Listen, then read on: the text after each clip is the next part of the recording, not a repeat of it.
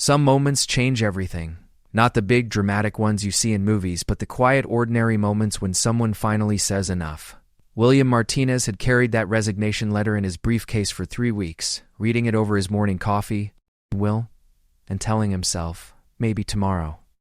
But on a rainy Tuesday in March, when the security guard at Pinnacle Financial looked at him with genuine concern and asked, "You okay, Mr. Martinez?" "You look tired," something inside William finally broke open. What happened next would remind everyone in that gleaming corporate tower that sometimes the smallest acts of human kindness can topple the biggest walls we build around ourselves. The elevator hummed its familiar tune as William Martinez adjusted his tie for the 3rd time that morning. 27 floors. 27 floors he had been riding up every morning for the past 8 years, watching the numbers climb like a countdown to another day of meetings, spreadsheets, and the slow erosion of everything he once thought mattered. His reflection stared back at him from the polished steel doors. When had those lines appeared around his eyes? When had his shoulders started carrying that permanent slump? At 34, William looked like a man who had aged a decade in half the time. The briefcase in his hand felt heavier than usual. Inside, nestled between quarterly reports and client files, lay a single sheet of paper that had taken him 3 months to write and 3 weeks to carry. His resignation letter. Simple, professional, and absolutely terrifying. Marcus Rodriguez had been working security at Pinnacle Financial for 12 years. He knew every face, every routine, every small detail that made each day flow smoothly in the towering glass building that housed one of the city's most prestigious investment firms, But lately, he had been watching William Martinez with growing concern. The young executive who used to bound through the lobby with purpose and energy now moved like he was walking underwater. Marcus had seen it before, the corporate burnout that ate people from the inside out. He had watched bright, ambitious people transform into hollow shells of themselves, all in the name of climbing that endless ladder. William's morning routine had become predictable in its misery, barely touched. A brief pause at the security desk, where he would nod politely, but say nothing. Then, the slow walk to the elevator, shoulders hunched, eyes fixed on the floor. Marcus could sense it the moment William walked through the revolving doors. There was something in the man's posture, something in the way he held his briefcase, that suggested a decision had been made. The security desk sat in the center of Pinnacle's marble lobby like an island. Marcus had chosen this job specifically because it put him at the heart of human interaction. His port, he genuinely cared about the hundreds of people who passed through these doors every day. In a world of corporate anonymity, he tried to be a point of human connection. He watched William approach, noting the man's pale complexion and the slight tremor in his hands. This wasn't just another bad day, it was something more. "Morning, Mr. Martinez," Marcus called out with his usual warmth. William looked up, startled, as if he had forgotten other people existed. "Oh, good morning, Marcus." The guard studied his face for a moment longer than usual. "You okay, Mr. Martinez? You look tired?" The question hung in the air between them. Such a simple inquiry, the kind of casual concern that people exchange every day without thinking. But for William, standing there in that marble lobby with his resignation letter burning a hole in his briefcase, those words hit like a physical blow. When was the last time someone had asked if he was okay? Really asked, with genuine concern in their voice. When was the last time anyone had looked at him and seen a human being instead of a profit generator? His throat tightened. The carefully constructed walls he had built around his emotions began to crack. William started, then stopped. The serving day suddenly felt too heavy to maintain. "Actually, Marcus, no. I'm not okay." Marcus had been expecting a standard response. "I'm fine, thanks," or "just tired." The kinds of polite deflections that kept the machinery of corporate life running smoothly. He hadn't expected honesty. The guard leaned forward slightly, his expression shifting from casual friendliness to genuine concern. "You want to talk about it?" The lobby of Pinnacle Financial was designed to impress. Soaring ceilings, imported marble, a waterfall feature that cost more than most people's annual salary. But in that moment, standing before Marcus's desk, William felt like they were the only two people in the world. I've been carrying something around, William said quietly, his hand unconsciously moving to his briefcase. Something I need to do, but I've been too scared to do it. Marcus nodded. In 12 years of watching people navigate the pressures of corporate life, he had developed an intuition for these moments. Sometimes the scariest thing is also the right thing, he said simply. William looked at him sharply. How did you... He paused, realizing that Marcus probably saw more than anyone gave him credit for. Security guards were like bartenders in some ways. They heard things, saw things, understood the undercurrents of human behavior. I see a lot of people come through here every day, Marcus explained. Happy people, sad people, angry people, people who love their jobs, and people who, he gestured gently toward William, people who look like they're carrying the world on their shoulders. The elevator dinged behind them, and a group of executives emerged, talking loudly about market projections. They swept past the security desk without acknowledgement. William watched them go, seeing himself as he used to be, completely absorbed in the game, completely blind to everything else. What changed? Marcus asked. William thought about the question seriously. Gladly, had the shift happened? Was it during the 60-hour work weeks that killed his relationship with Sarah? Was it the morning he realized he couldn't remember the last time he had called his mother? Was it the client meeting where he had to fire 30 employees to improve quarterly numbers, watching families dissolve with the stroke of a pen? Everything, he said finally. Everything changed, but I kept pretending it hadn't. Marcus studied the young man's face, seeing the pain that corporate training had taught him to hide. You know, Mr. Martinez, I've been working here for 12 years. I've seen a lot of people come and go. The ones who leave to chase something better, they're usually the smart ones. William's breath caught. How did you know I was thinking about leaving? Because you look like a man who's already gone, but his body just hasn't caught up yet. Said, he had been mentally checked out for months, going through the motions of his high-paying, prestigious job, while feeling completely disconnected from everything it represented. My parents are so proud, William said suddenly. First person in our family to work on Wall Street, they tell everyone about their son, the investment banker. How do I tell them I want to quit to become a teacher? Marcus raised his eyebrows. A teacher? I used to tutor kids in college. Math and science. I loved it. There was something about the moment when a concept clicked for someone, when they understood something they thought was impossible. William's voice grew stronger as he spoke. I felt like I was actually making a difference, you know? Not just moving money around from one place to another. The guard nodded thoughtfully. Sounds like you already know what you want to do. But the money, Martinez, Marcus interrupted gently. Can I tell you something? I make about 1/10 of what you probably make. But I sleep well at night.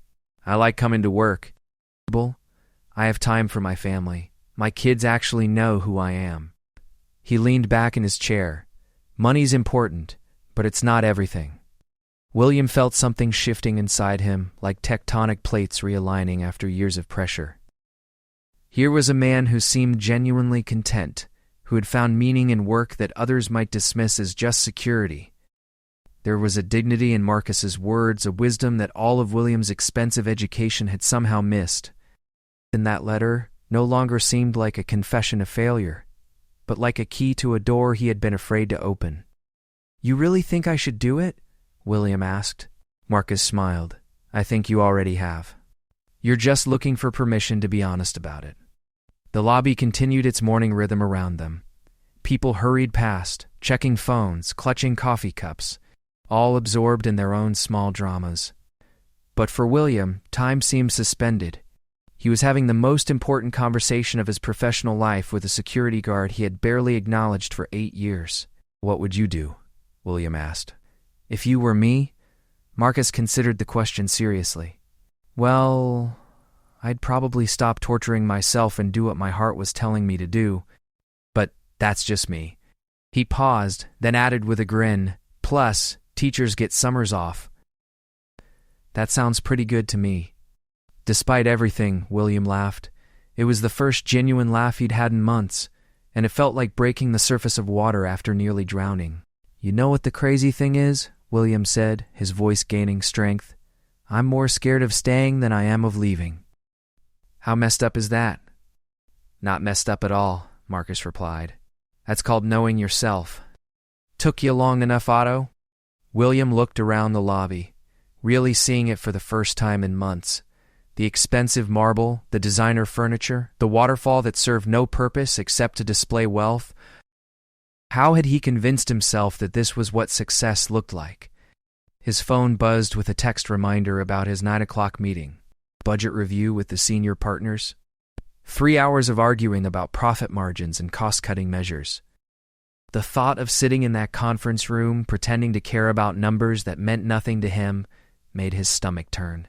I can't do it anymore, he said, surprised by the certainty in his own voice. Then don't, Marcus said simply. William looked at him, really looked at him, seeing the man clearly for perhaps the first time.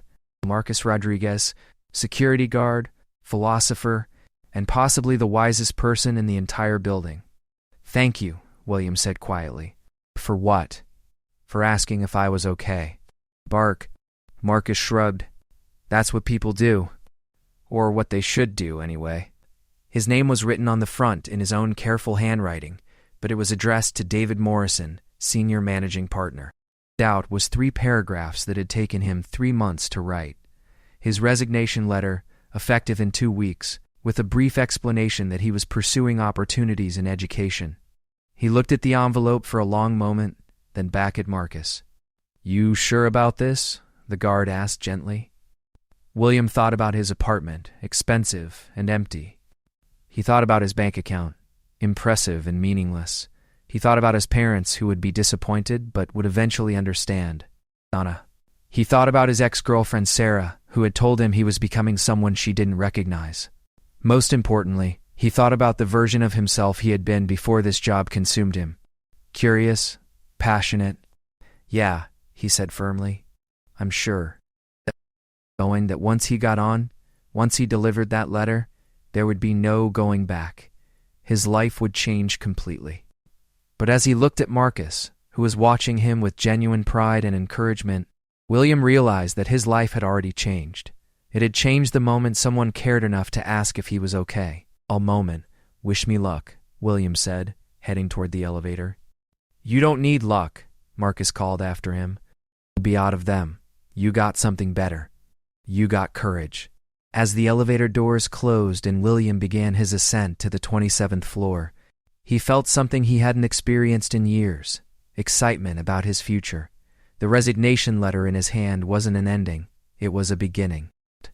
And it all started with a security guard who cared enough to ask a simple question. You okay? The afternoon light streamed through windows that usually saw only darkness during his waking hours, illuminating a space that had become more like a hotel room than a place where someone actually lived. The couch still bore the impressions from the furniture store showroom. The coffee table held only a few carefully arranged magazines that he never read. And the expensive artwork on the walls had been selected by an interior designer to create what she called the impression of cultured sophistication. Looking around now, William realized that nothing in this apartment belonged to him in any meaningful way. There were no personal photographs, no books that showed wear from multiple readings, no comfortable furniture that had been chosen for comfort rather than appearance. Even the kitchen looked like a museum display, all stainless steel appliances and granite countertops that reflected his successful image back at him with cold perfection. He had paid a premium for this address, this view, this statement of achievement. The building was the kind of place where successful young professionals lived, where the lobby featured fresh flowers changed twice weekly and a concierge who knew everyone's name and coffee preferences. The neighbors were lawyers and consultants and investment bankers like himself, people who worked 70-hour weeks and measured their worth by their zip code in their parking spaces. But as William stood in his living room on a Tuesday morning, having just quit the job that paid for all of this artificial sophistication, he felt like an intruder in his own life. His phone sat on the kitchen island, silent and somehow accusatory. He had been avoiding this call since leaving Morrison's office, telling himself he needed time to think, to plan what he would say. But the truth was simpler and more difficult. He was terrified of disappointing his mother. Maria Martinez had arrived in the United States at 17 with her parents, fleeing economic instability in their small hometown outside Mexico City. She spoke no English and had no formal education beyond the 8th grade, but she possessed something that would prove more valuable than any diploma: an absolute, unshakable belief that her children could achieve anything if they worked hard enough. Day and attended English classes at night. She had worked double shifts as a hospital aide while William was in high school, coming home exhausted but always asking about his homework, his grades, his plans for college. She had celebrated every A on his report card like it was a personal victory, had framed his acceptance letter to Columbia University and hung it in the living room, where everyone could see it. Mi hijo el banquero, she would say proudly to her friends at church. My son the banker. The first person in our family to work on Wall Street. Call her. How could he tell her that Wall Street had nearly killed her son? William picked up his phone and scrolled to his mother's contact information. Her smiling face looked back at him from the small profile photo, a picture he had taken during his last visit home, 6 months ago. She had been standing in her small kitchen, wearing the apron he had bought her for Mother's Day, preparing his favorite meal despite the fact that he had arrived 3 hours late due to an emergency client call that could have waited until Monday. Even then, she had been patient. Work is important, mijo, she had said, understanding, as always. I'm proud that you have such important responsibilities, like analyzing Henderson Manufacturing's employee roster and recommending which families should lose their primary source of income, like structuring deals that moved millions of dollars from one pocket to another, without creating any real value in the world. Like attending meetings where grown men argued about fractions of percentage points while real people's lives hung in the balance. William pressed the call button before he could lose his nerve. William! His mother's voice was bright with surprise and pleasure. What a wonderful surprise. I was just thinking about you. Hi, Mom. How are you doing? I'm wonderful, mijo. But shouldn't you be at work? It's the middle of the morning. I left work early today. I needed to talk to you about something. There was a pause, and when Maria spoke again, her voice carried the subtle shift that mothers develop when they sense their children are in trouble. Is everything okay? Are you feeling well? Oh, but actually I'm better than I've been in a long time. But I need to tell you something, and I'm not sure how you're going to react. Another pause. William could picture his mother in her kitchen, probably sitting at the small table where she ate her meals and paid her bills and worried about her children. She would be wearing one of her practical sweaters and the reading glasses she was too vain to wear in public, and her hands would be folded in her lap the way they always were when she was preparing herself for serious news. You can tell me anything, William. And will. You know that, end quote. The unconditional love in her voice made what he had to say even harder.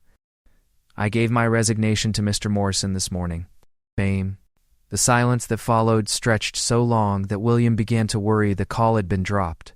Finally, his mother's voice came through the phone, smaller and more confused than he had ever heard it. You quit? But why? Did something happen? Did someone hurt you? Not the way you mean. But I realized that I was hurting myself by staying. I wasn't happy there. I haven't been happy for a very long time. But William, you worked so hard to get that position. You studied so many years. You sacrificed so much.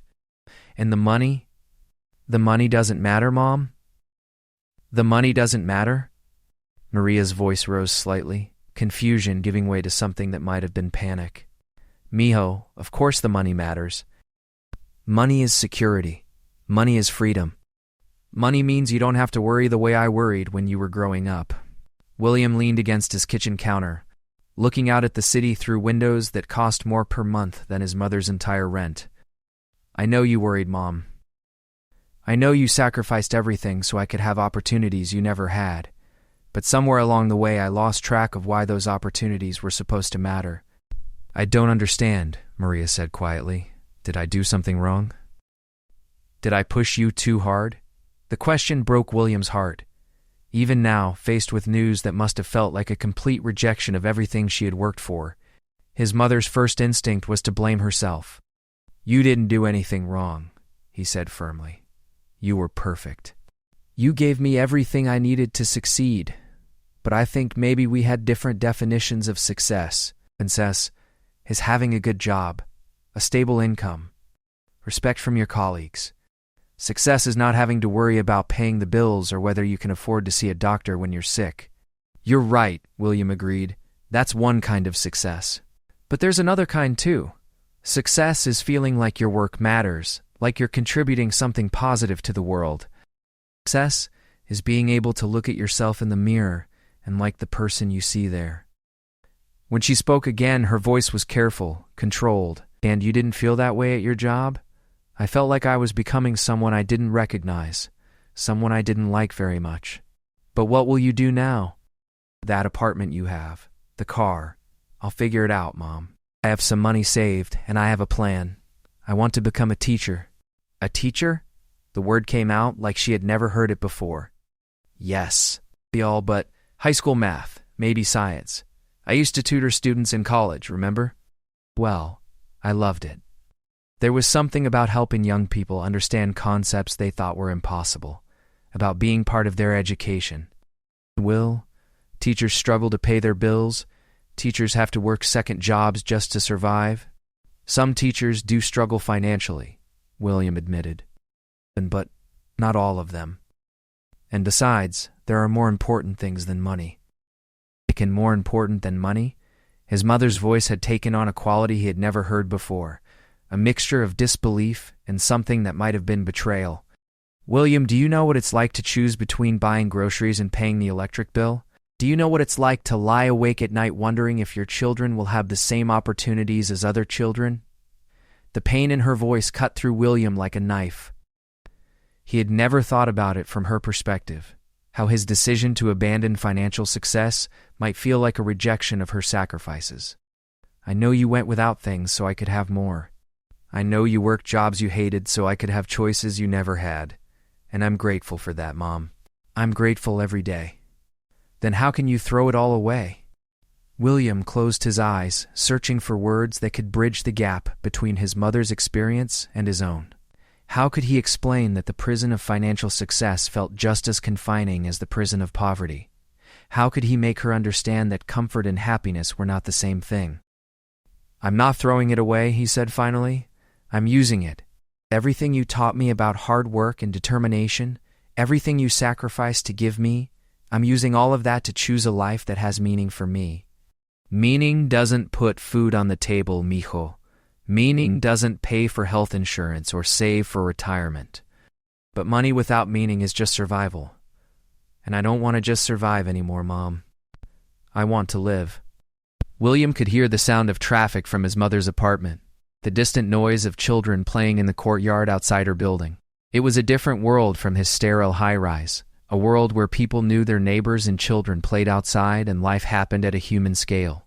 I'm scared for you, Maria said finally, and her voice was small and vulnerable in a way that made William want to take back everything he had said. But I'm scared for me too if I stay where I am. I'm scared I'll lose myself completely. You've already lost yourself if you think giving up everything we worked for is the right choice. The words hung in the air between them like a physical presence. William felt their weight, their accusation, their disappointment. Neither hurt, he also felt something else, the recognition that this conversation had been inevitable from the moment he started living a life that belonged to someone else. Maybe I have lost myself, he said quietly. Maybe that's why I need to do this, to find myself again. And if you can't, what if you quit this good job and become a teacher and you're still not happy? What if you discover that the problem isn't your career but something else entirely? It was a fair question, and one that William had been avoiding asking himself. What if happiness wasn't waiting for him in a high school classroom? What if the dissatisfaction he felt was deeper than his professional circumstances? Then at least I'll know, he said. At least I'll have tried to live authentically instead of just going through the motions of someone else's idea of success. Authentically, Maria repeated, and there was something bitter in her tone. That's a luxury for people who have never wondered where their next meal was coming from. You're right, William said, and I recognize that my ability to make this choice is a privilege that not everyone has.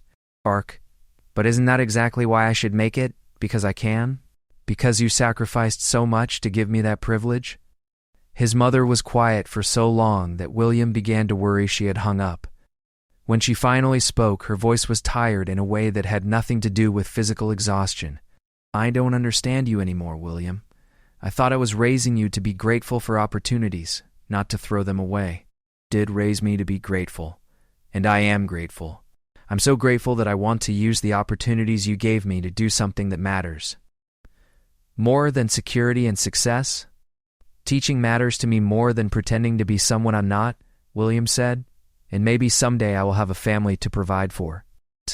But when that day comes, I want to be able to look my children in the eye and tell them that their father chose to do work that made the world a little bit better, even if it didn't make him rich." Disturb, Maria sighed, a sound that seemed to carry the weight of every worry she had ever carried as a mother. "I need time to think about this, mijo. I need time to understand.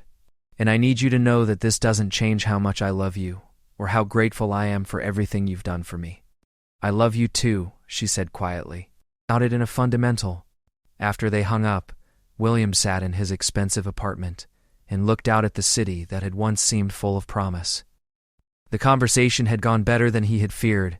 His mother's disappointment was like a physical ache in his chest, a reminder of how much his choices affected the people who loved him. But underneath the guilt and sadness, there was something else. Relief. He had told the truth. After months of living a lie, of pretending to be satisfied with a life that felt hollow, he had finally been honest about who he was and what he wanted. His phone buzzed with a text message from an unknown number. "Mr. Martinez, this is Marcus from Building Security. Heard you had an eventful morning. Hope you're doing okay." William stared at the message, amazed that the security guard had somehow gotten his personal number and taken the time to check on him. He typed back, "Doing great, actually. Thank you for asking this morning. It changed everything." The response came quickly. Sometimes that's all it takes. One person caring enough to ask, "Proud of you for having the courage to answer honestly." William set his phone down and walked to his window, looking out at the city that would soon no longer be his professional home. Somewhere out there, Marcus Rodriguez was probably back at his security desk, greeting people with genuine warmth and creating small moments of human connection in a building dedicated to the pursuit of profit. Tomorrow, William would start the practical work of transitioning his life, researching teaching certification programs, looking for a more modest apartment, explaining his decision to friends and colleagues who would think he had lost his mind. About a day, he was going to do something he hadn't done in years. He was going to sit quietly in his apartment and think about what he actually wanted from life, rather than what he thought he was supposed to want. For the first time in months, the silence didn't feel empty. It felt full of possibility. The cardboard boxes stacked in William's office looked absurdly small considering they contained 8 years of his professional life. 2 boxes of files, 1 box of personal items that turned out to be surprisingly sparse, and a small potted plant that his assistant had given him 3 years ago, and that he had somehow managed not to kill despite his complete indifference to its care. It was his last day at Pinnacle Financial, and the ritual of packing felt both momentous and anticlimactic.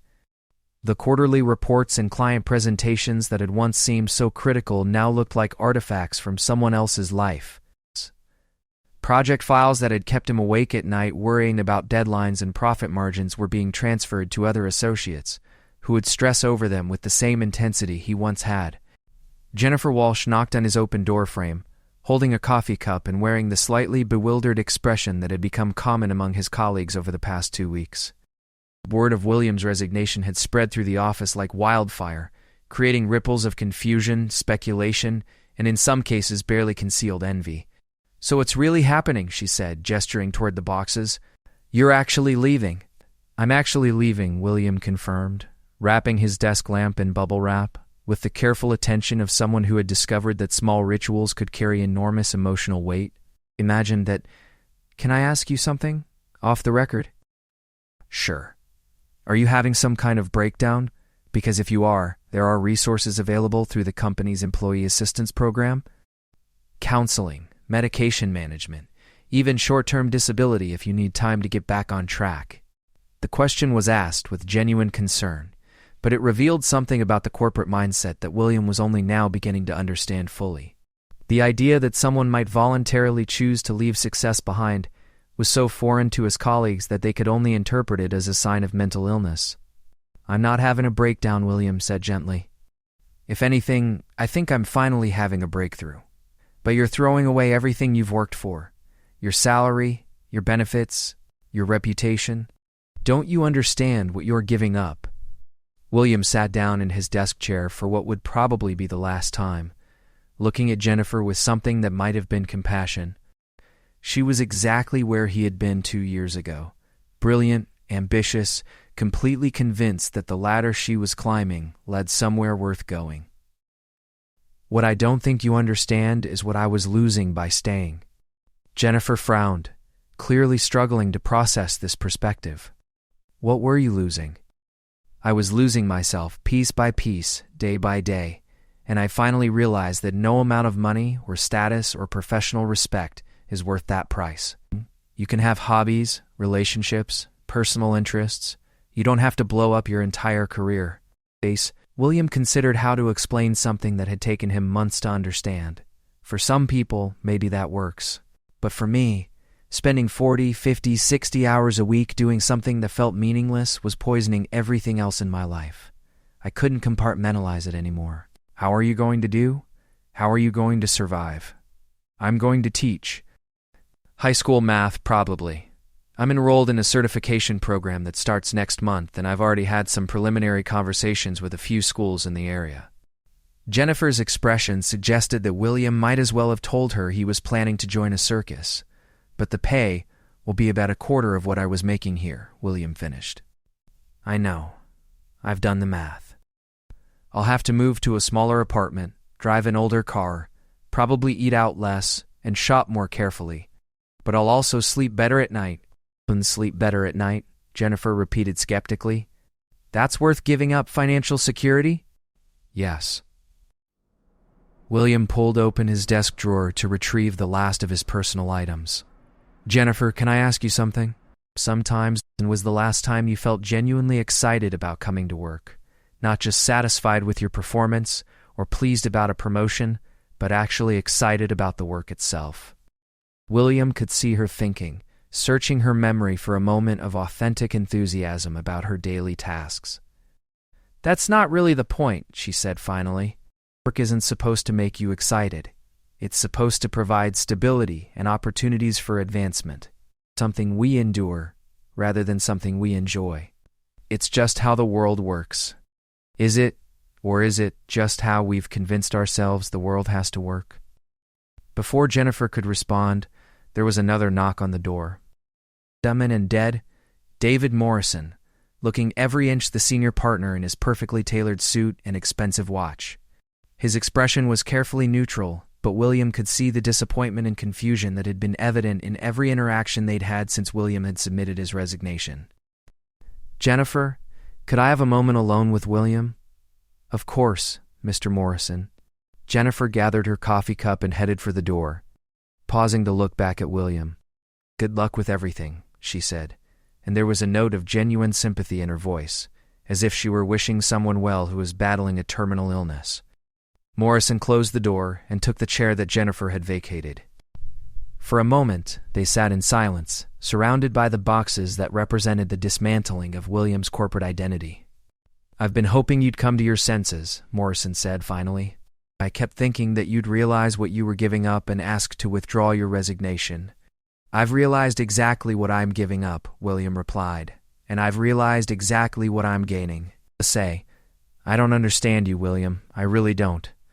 You had a clear path to managing director, probably senior partner eventually. You could have had everything. Now, I could have had everything that mattered to you, William corrected gently. But we don't want the same things. What do you want that's so much better than financial success and professional respect? State. What did he want? What was he really chasing by leaving behind everything that society had taught him to value? I want to feel useful, he said finally. I want to believe that my work makes the world a little bit better instead of just moving money around from one place to another. I want to look forward to Monday mornings instead of dreading them. I want to have energy left over at the end of the day for relationships and hobbies and just being human. Monarch, you want to be mediocre, Morrison said bluntly. You want to settle for an ordinary life when you could have had an extraordinary one. I want to be authentic, William countered. And I think there's something extraordinary about living according to your own values instead of someone else's definition of success. Morrison studied his face for a long moment. You know, when I was your age, I sometimes wondered if there was more to life than making money and accumulating power, but I was smart enough to recognize those thoughts for what they were, self-indulgent fantasies. Maybe they weren't fantasies, William suggested. Maybe they were your authentic self trying to tell you something important. My authentic self, Morrison repeated with a bitter laugh. Do you want to know what my authentic self got me? 3 failed marriages, children who barely speak to me, and a life that looks successful from the outside but feels empty from the inside. The admission hung in the air between them, raw and unexpected. William had never heard Morrison speak so honestly about his personal life, and the pain in the older man's voice was unmistakable. It's not too late, William said quietly. You could change course. You have enough money to last several lifetimes. You could find something that actually matters to you. Morrison's expression hardened, the moment of vulnerability disappearing behind his professional mask. I'm 62 years old, William. This is who I am. This is what I've built. I don't have the luxury of starting over. Everyone has that luxury, William said. The only question is whether we have the courage to use it. Morrison stood up, straightening his jacket with the precise movements of a man who had learned to maintain control in all situations. Well, I hope you're right. I hope this grand experiment of yours brings you the happiness you're looking for. Because if it doesn't, you'll have thrown away everything for nothing. And if it does, William said, I'll have gained everything that actually matters. After Morrison left, William continued packing in silence.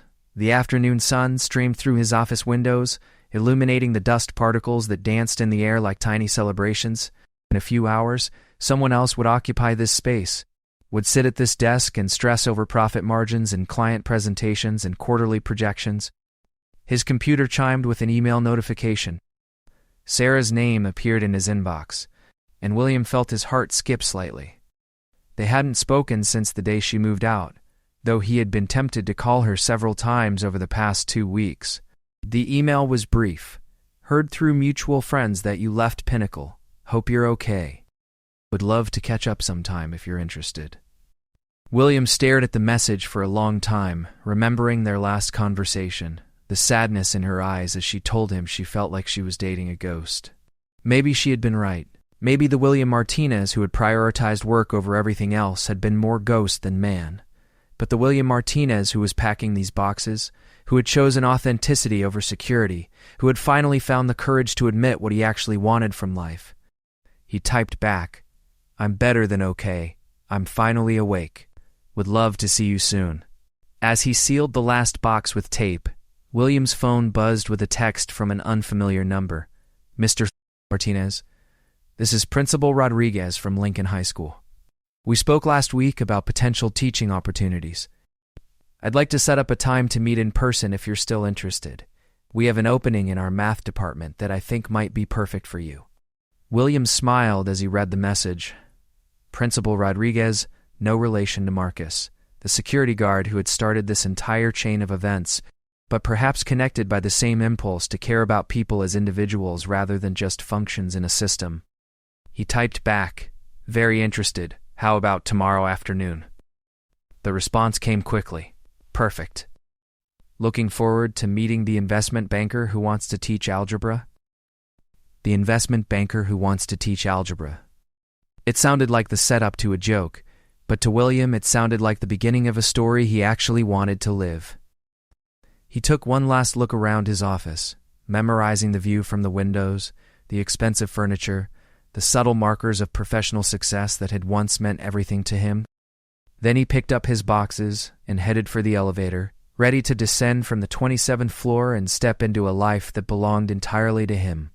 As the elevator doors closed, William caught a glimpse of Jennifer Walsh at her desk, absorbed in her computer screen. chasing the same dreams that had once consumed him. He hoped she would find what she was looking for. More than that, he hoped she would figure out what she was actually looking for before it was too late. The elevator descended past the executive floors, past the junior associate cubicles. When the doors opened at the lobby level, William was greeted by a familiar face. "Well, look who's finally coming down to earth," Marcus Rodriguez said with a grin. "Never. How are you feeling, Mr. Martinez? And please, call me William. I think we're past formalities at this point." Marcus helped him carry the boxes to the lobby, where William had arranged for a taxi to take him and his belongings home. As they loaded the boxes into the trunk, Marcus looked at him with the same genuine concern that had started everything 2 weeks ago. "You sure about this? Teaching high school is going to be a lot different from investment banking." "I'm sure," William said. "Scared, but sure." "Good," Marcus said, extending his hand for a firm shake. "Being scared means it matters to you, and the world needs more teachers who actually care about what they're doing." As the taxi pulled away from Pinnacle Financial, William looked back at the building one last time. It looked exactly the same as it had that morning, impressive, imposing, a monument to financial success and corporate power. But William's relationship to it had changed completely. It was no longer a prison. It was just a building where some people worked, and he was no longer one of them. The taxi merged into traffic, carrying William away from his old life and toward whatever came next. For the first time in years, he had no idea what the future would look like. And for the first time in years, that uncertainty felt like freedom instead of fear. The alarm clock beside William's bed chimed softly at 6:30 a.m., but he was already awake, watching the early morning light filter through the curtains of his new apartment. 6 months ago, the sound of an alarm had felt like a daily assault, dragging him from restless sleep into another day of corporate warfare. Now, he found himself waking naturally a few minutes before the alarm, his body anticipating the start of another day with something that felt remarkably like enthusiasm. His new apartment was a one-bedroom place in Queens, about a third the size of his former Manhattan high-rise. The building was older, the appliances were basic, and he could hear his neighbors through the thin walls. But the morning light was warmer here somehow, and the view from his kitchen window showed actual trees instead of concrete and steel. The transformation hadn't been easy. The first month after leaving Pinnacle had been a whirlwind of practical adjustments and emotional turbulence. There had been moments of panic when he calculated his new budget, moments of doubt when former colleagues looked at him with pity or confusion, moments of loneliness when he realized how much of his social life had been built around work relationships that evaporated the moment he was no longer useful to people's career ambitions. But there had also been moments of profound relief, like the first Saturday morning he had awakened without the weight of Sunday's dread pressing down on him. Moments of rediscovery, like realizing he actually enjoyed cooking when he wasn't too exhausted to care what he ate. Moments of connection, like his first real conversation with a neighbor, Mrs. Chen from down the hall, who had invited him for tea and told him stories about the neighborhood's history. The teaching certification program had been more challenging than he had expected, requiring him to confront assumptions he didn't even know he held about education, learning, and what it meant to guide young minds toward understanding. The coursework was demanding, but unlike his MBA studies, every assignment felt relevant to something he actually wanted to do with his life. William made his coffee in a simple ceramic mug instead of the expensive thermos that had once accompanied him to Pinnacle every morning. The coffee was the same brand. Some habits die hard, but it tasted different somehow, discouraging. His phone buzzed with a text from Sarah. "First day at Lincoln High. So proud of you. Break a leg, or whatever teachers say for good luck. Bye." They had been dating again for 3 months, taking things slowly as they both adjusted to the reality of William as someone who was actually present in his own life. The differences were subtle but significant. He asked about her day and listened to the answers. He made dinner plans and kept them. He was learning to exist without constantly checking his phone for work emergencies that no longer existed. "Dinner tonight to celebrate surviving day 1. Her response came quickly. "Already planning it. Italian place on 47th? 7 o'clock? William smiled as he pocketed his phone. 6 months ago, making dinner plans more than a day in advance had felt impossible. His calendar had been a minefield of potential client crises and emergency meetings. Now he could commit to Tuesday evening plans on Tuesday morning with confidence that his presence at dinner would depend on his own choices rather than corporate demands. The subway ride to Lincoln High School took 45 minutes, compared to the 12-minute commute to Pinnacle.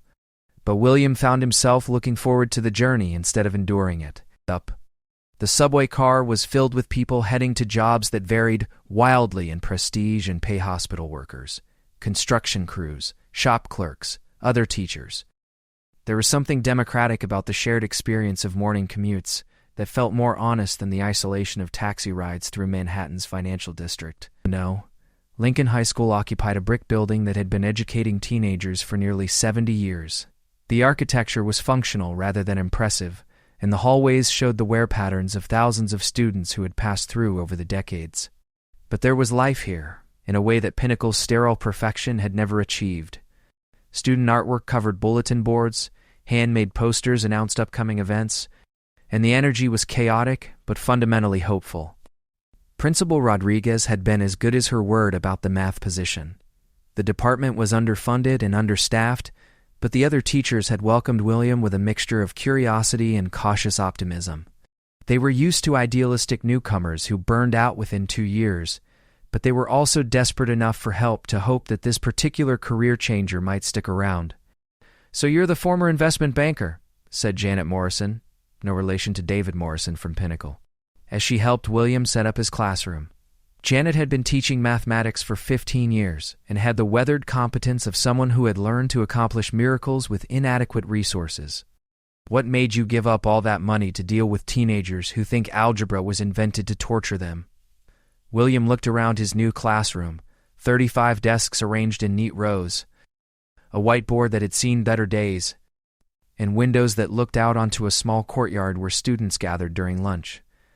It was a far cry from his corner office with its view of Manhattan, but it felt more real somehow. And I remembered how much I loved the moment when someone finally understood a concept they thought was impossible. Janet studied his face with the practiced eye of someone who had learned to distinguish between genuine commitment and naive enthusiasm. "Well, you'll get plenty of opportunities for that here. Half our students are convinced they're bad at math, and the other half are convinced math is useless. Your job is to prove both groups wrong." The first class arrived at 8:30 a.m. 28 ninth graders taking Algebra 1, their ages ranging from 14 to 16, their backgrounds as diverse as the city itself. William introduced himself simply. "I'm Mr. Martinez, and I'm probably more nervous about this class than you are." A few students looked up at that, surprised by the admission. In their experience, teachers projected authority and confidence, not vulnerability. "I used to work in an office where I spent all day manipulating numbers that represented money," William continued, "but I never really understood what those numbers meant in terms of real people's lives. And I'm hoping that teaching math will help me understand numbers in a way that actually matters." A hand shot up in the back of the room. The student attached to it was a girl with careful braids and skeptical eyes. "If you made so much money doing that, why would you want to teach?" "My mom says teachers barely make enough to live on." It was the question William had been expecting, the one that everyone, from his former colleagues to his mother to random strangers, had asked in various forms. But hearing it from a 15-year-old somehow made it more important to get the answer right. "Your mom is right that teachers don't make as much money as investment bankers," William said. "But I learned that making a lot of money doesn't automatically make you happy or fulfilled. Sometimes it can actually make you more miserable if you don't believe in the work you're doing." Another student, a boy who had been slouched so low in his desk that he was practically horizontal, "So you just quit your job because you were sad?" William considered how to answer honestly without getting too personal. "I quit my job because I realized I was spending most of my life doing something that didn't matter to me. And if you're going to spend 8 hours a day doing something, it should probably matter to you." "But what if what matters to you doesn't pay well?" asked another student. "Then you have to decide what's more important," William said. "Financial security or personal fulfillment. And that's a choice everyone has to make for themselves, based on their own circumstances and values." The skeptical girl in the back raised her hand again. "What if you can't afford to choose fulfillment? What if you need money to help your family? This wasn't abstract philosophical discussion for her. This was practical life planning. Not everyone has the privilege to choose lower-paying work, especially if they have people depending on them financially. I was lucky that I had some savings and no one was counting on my income. So basically, you could afford to follow your dreams because you're rich, said the boy who had been slouching. Basically, yes, William admitted. And I recognize that's a privilege not everyone has, but I hope that by teaching, I can help students like you develop the math skills that will give you more choices in life, whether those choices involve making money or following dreams, or hopefully both. It wasn't the inspiring first-day speech he had imagined giving, but it was honest. And honesty, William was learning, was often more valuable than inspiration when it came to connecting with people who had every reason to be skeptical of adult promises and platitudes. The rest of the class was devoted to diagnostic assessments and getting to know the students' backgrounds with mathematics. William discovered that his class included recent immigrants still learning English, students who had been labeled as learning disabled because previous teachers hadn't found ways to reach them, kids who were genuinely mathematically gifted, and teenagers who were working part-time jobs to help support their families and saw school as an obstacle to earning money. Each student represented a unique challenge, but also a unique opportunity. William found himself energized by the complexity in a way that surprised him.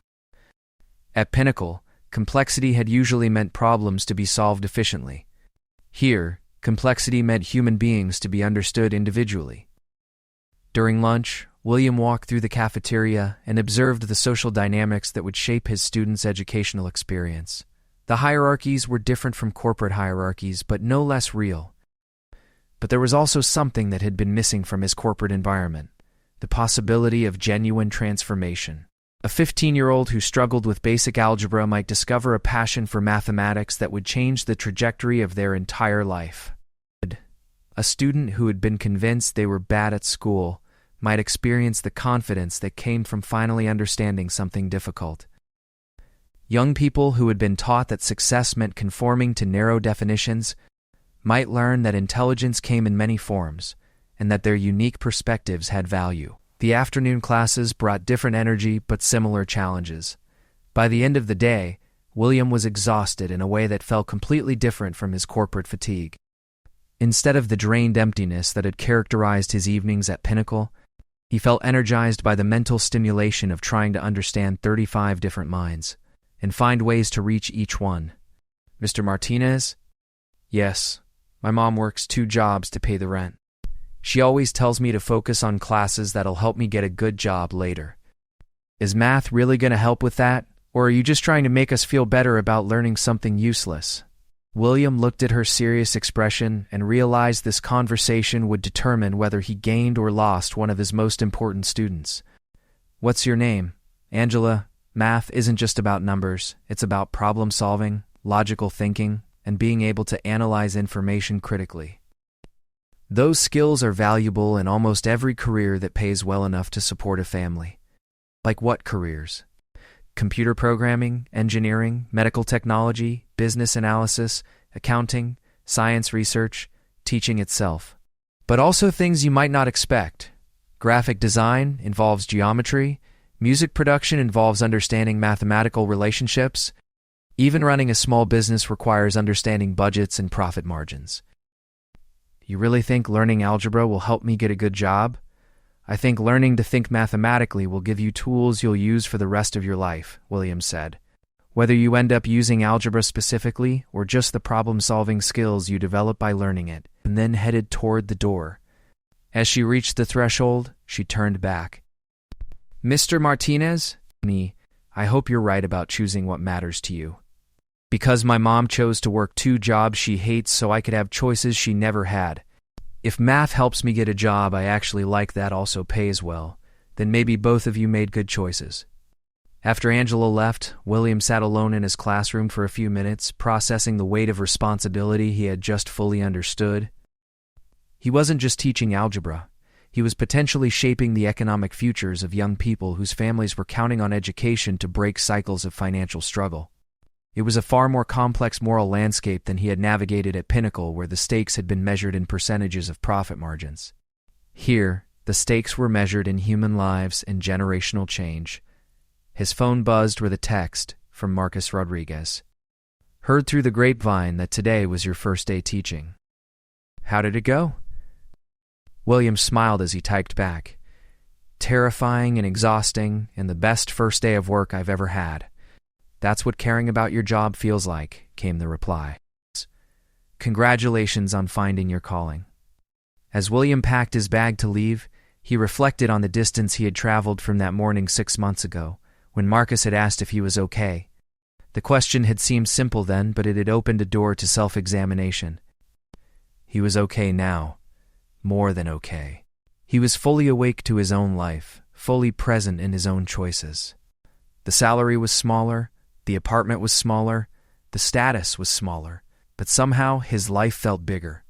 The subway ride home gave him time to think about Angela's question and the other challenges that had emerged during his first day.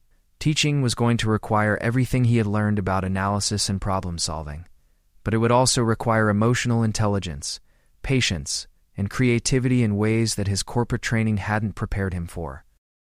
But as the train carried him through Queens toward his small apartment and his dinner date with Sarah, William realized that the uncertainty no longer felt threatening. He had learned something crucial during his months of transition. When you're living authentically, according to your own values and priorities, even the problems feel meaningful. His phone rang as the train pulled into his station. His mother's name appeared on the screen. Hola, mijo. How was your first day? The conversation with his mother had been the most difficult part of William's career change, but Maria Martinez had gradually come to accept her son's decision, if not fully understand it. She still worried about his financial future, still mentioned his former salary with something that might have been grief. But she had also started bragging to her friends about her son, the teacher, and William could hear pride creeping back into her voice when she talked about his work. It was good, Mom. Really good. Hard but good. And the students? Were they respectful? They were honest, William said, which is better than respectful, I think. Boo. They asked difficult questions and made me think carefully about why I'm doing this. Are you sure you made the right choice? It was the same question she had been asking for months. I'm sure, he said. For the first time in years, I'm sure about something important. As he walked home from the subway station, William passed the coffee shop where he had started buying his morning coffee, the small grocery store where the owner now knew his name, the park where he had begun jogging in the mornings as part of his attempt to build a more balanced life. It was a smaller world than his Manhattan existence had been, but it was also a more connected one.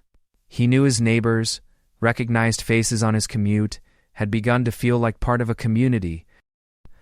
Sarah was waiting for him at the Italian restaurant, already seated at a table by the window. She looked up as he approached, and her face lit up with the kind of smile that had attracted him to her in the first place, but that he had been too distracted to notice during his corporate years. How does it feel to be a real teacher? William thought about Angela's serious question, about the boy who had challenged his privilege, about the 26 other students who had returned tomorrow expecting him to help them understand not just algebra but the value of thinking mathematically about their world. It feels like the most important work I've ever done, he said, and the most difficult. Good, Sarah said, reaching across the table to take his hand.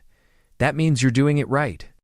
Work, talking about work that mattered, planning a future together that wasn't dictated by corporate schedules or profit margins, was exactly the life he had been afraid he would never find. 6 months ago, Marcus Rodriguez had asked if he was okay, and William had discovered that he wasn't. Tonight, if someone asked the same question, his answer would be different. He was more than okay. He was alive in his own life, present in his own choices, and optimistic about his ability to make a positive difference in the world. It had taken courage to leave behind everything that looked like success, to search for something that felt like meaning. But sitting across from Sarah, thinking about Angela and the other students who would challenge him to be worthy of their trust, William knew that the search had been worth every difficult moment. He was no longer the investment banker who had existed more as a function than as a human being, a math teacher, who had learned that the most important questions couldn't be answered with spreadsheets, and that the most valuable investments weren't measured in dollars. And tomorrow, he would walk back into that classroom and try to help 35 young people understand that numbers could be beautiful, that problem-solving was a learnable skill, and that education could be the key to choices they couldn't even imagine yet. For the first time in years, Monday morning couldn't come soon enough.